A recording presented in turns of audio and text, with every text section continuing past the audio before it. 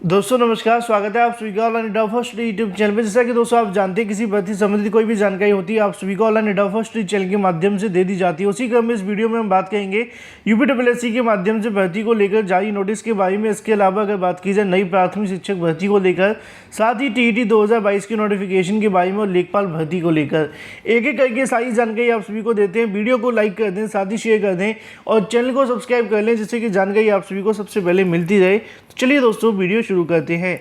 शुरुआत करेंगे सबसे पहली अपडेट के बारे में। जैसे कि लिखा हुआ है कि यूपीडब्ल्यूएससी की ओर से एक नई भर्ती को लेकर जो नोटिफिकेशन है वो जारी कर दी गई है।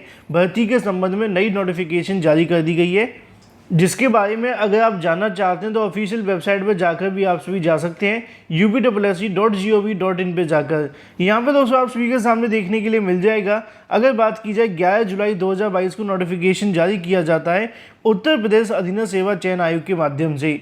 आयोग के विज्ञापन संख्या 03 परीक्षा 2022 को लेकर अगर बात की जाए, सम्मिलित प्रवर अवर वर्ग की अगर बात की जाए पूर्ति निरीक्षक को लेकर मुख्य परीक्षा के बारे में, यहाँ से जो आपकी परीक्षा है वो देखने के लिए मिलेगी 76 पदों के लिए। समय की अगर बात की जाए तो लखनऊ के अंदर आप सभी की जो परीक्षा है 10 बजे से लेकर 12 बजे तक आयोजित की जाएगी। इस परीक्षा के लिए जो संबंधित एडमिट कार्ड हैं वो ऑफिशियल वेबसाइट पर डाल दिए गए हैं। ऐसे अभ्यर्थी जिन्होंने यूडीए एलडीए के अंदर आवेदन किए थे यूपीडब्ल्यूएससी की ऑफिशियल वेबसाइट पर जाकर अपने एडमिट कार्ड डाउनलोड कर सकते हैं। वहीं दूसरी तरफ बात की जाए अपनी अगली अपडेट के बारे में, जो कि संबंधित है उत्तर प्रदेश में नई प्राथमिक शिक्षक भर्ती के लिए। जब भी नई प्राथमिक शिक्षक भर्ती का विज्ञापन की बात आती है तो सरकार के माध्यम से कई अलग अलग प्रकार के बयान दिए जाते हैं। इससे पहले के जो शिक्षा मंत्री थे वो हमेशा इस प्रकार के बयान देते थे जिसको लेकर अभ्यर्थी नाखुश थे। लेकिन जब से नए शिक्षा मंत्री आए उसके बाद छात्रों को उम्मीद थी कि नई शिक्षक भर्ती को लेकर उनके माध्यम से कुछ नया किया जाएगा।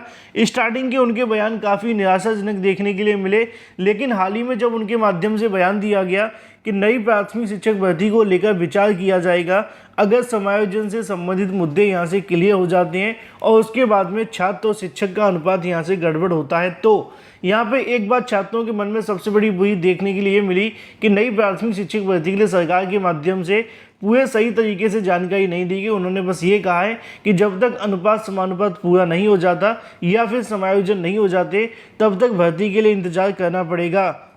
अब इसी को लेकर अगर बात की जाए तो भारतीय मीडिया, माफ़ कीजिए, अगर बात करें स्थानीय मीडिया कह सकते हैं, स्थानीय मीडिया की तरफ से यहाँ से कहने की सरकार के ऊपर जो टिप्पणियाँ वो की जा रही हैं, उसी क्रम में अगर बात की जाए अमिताभ अग्निहोत्री जी के माध्यम से अपने ट्विटर हैंडल से ट्वीट करके यूपी में बेसिक शिक्षा के अध्यापकों की अगर बात की जाए नई भर्ती को लेकर लंबे समय से मांग हो रही है।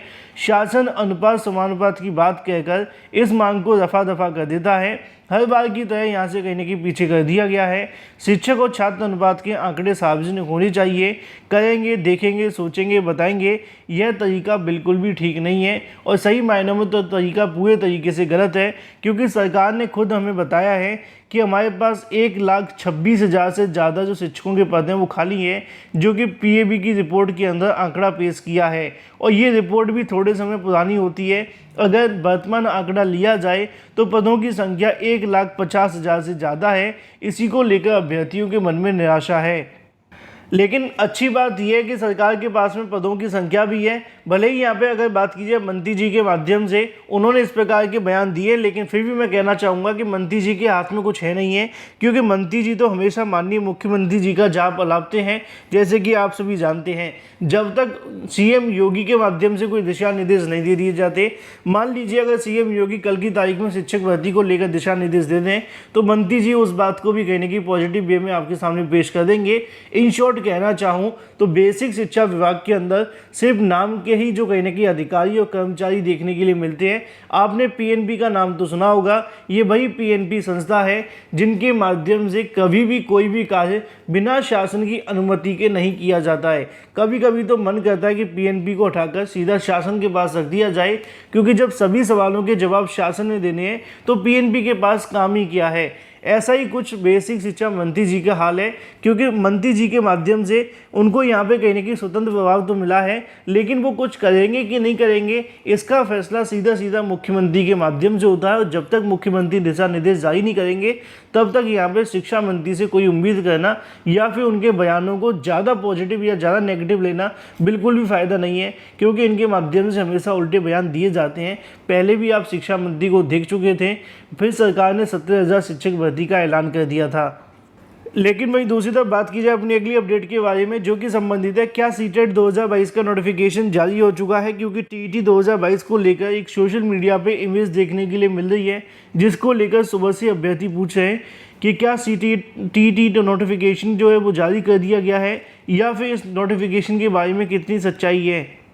तो दोस्तों यहाँ पे आप सभी के सामने देखने के लिए मिल जाता है, पब्लिक नोटिस आप सभी के सामने आता है। इस नोटिफिकेशन के अंदर लिखा क्या है पहले मैं आपको थोड़ा सा बताऊंगा, उसके बाद आगे बताऊंगा। The central board of secondary education के माध्यम से जो आपका 16th एडिशन होगा सेंट्रल टीचेबिलिटी एलिजिबिलिटी टेस्ट के बारे में, जिसका एग्ज़ाम कंप्यूटर बेस्ड के माध्यम से देखने के लिए मिलेगा। यहाँ पे लिखा हुआ है कि 15/11/2022 से लेकर 16/12/2022 तक आपका जो एग्ज़ाम है वो यहाँ से देखने के लिए मिलेगा। इसके साथ ही उन्होंने यहाँ पे ये भी बताया है कि आपके एग्ज़ाम के लिए जो आपके आवेदन होंगे वो 20/7/2022 से देखने के लिए मिलेंगे, और भी तमाम जानकारी यहाँ पे लिखी हुई हैं। इसके अलावा नीचे आप सभी के सामने जो फ़ीस है वो बताई जाती है, कितनी फ़ीस आप सभी को देनी होगी, कितनी फ़ीस नहीं देनी होगी। असल में मामला ये है कि इस नोटिफिकेशन को एडिट किया गया है, ये फेक नोटिफिकेशन है। असली नोटिफिकेशन के अंदर जो पुरानी जानकारियों को मिटाकर नई जानकारियाँ डाल दी गई हैं, जैसा कि आप इस फ़ॉन्ट को देखें। इसके अलावा इस 6 को आप सभी देखेंगे, इसके अलावा इसको भी आपको देखने में महसूस होगा कि पूरे तरीके से अलग से डाला गया है। सेम आपके सामने यहाँ पर भी देखने के लिए मिलता है, और ऐसा ही कुछ आपके सामने यहाँ नीचे लिखी हुई लाइनों के अंदर है। इन शॉर्ट अगर कहना चाहें तो नोटिफिकेशन पूरे तरीके से फेक है, और इसको लेकर आपको परेशान होने की आवश्यकता नहीं है। तो ये तो बात हो जाती है नोटिफिकेशन के बारे में कि टीईटी का जो नोटिफिकेशन सोशल मीडिया पे वायरल हो रहा है पूरे तरीके से फेक है। वहीं दूसरी तरफ बात की जाए अपनी अगली अपडेट को लेकर, जो कि संबंधित है लेखपाल भर्ती के बारे में। बहुत सारे अभ्यर्थी लेखपाल भर्ती का इंतजार कर रहे हैं, क्योंकि अभी तक लेखपाल भर्ती को लेकर एडमिट कार्ड जारी नहीं किए गए। छात्रों के मन में सवाल है कि लेखपाल की परीक्षा होगी भी या फिर नहीं होगी। तो इस बात को लेकर आयोग से जानने का प्रयास हुआ। उन्होंने जानकारी दी है कि लेखपाल भर्ती का इंतजार करने वाले अभ्यर्थियों के लिए जो एडमिट कार्ड को लेकर सवाल खड़े किए जा रहे हैं, उनका कहना है कि एडमिट कार्ड से संबंधित सभी कार्य कर दिए गए हैं। आयोग की ऑफिशियल वेबसाइट पर 14 से लेकर 15 तारीख को ऑफिशियल वेबसाइट के माध्यम से एडमिट कार्ड जारी कर दिए जाएंगे। साथ ही उन्होंने परीक्षा को लेकर बताया है जब एडमिट कार्ड जारी होंगे तो परीक्षा भी आपकी निर्धारित समय पर ही होगी। तो ऐसे अभ्यर्थी जो लेखपाल भर्ती की प्रिपरेशन कर रहे हैं, थोड़ा सा पेशेंस रखें। 2 से 3 दिनों के अंदर आप सभी के ऑफिशियल एडमिट कार्ड जारी कर दिए जाएंगे 14 या 15 तारीख के आसपास, और आपकी जो परीक्षा है वो तय समय पर ही देखने के लिए मिलेगी। किसी प्रकार की भ्रांति और अफवाह में पड़ने की आपको बिल्कुल भी आवश्यकता नहीं है। फिलहाल इस वीडियो के माध्यम से इतना ही। वीडियो पसंद आया तो वीडियो को लाइक कर दें, साथ ही शेयर कर दें, और चैनल को सब्सक्राइब अवश्य कर लें।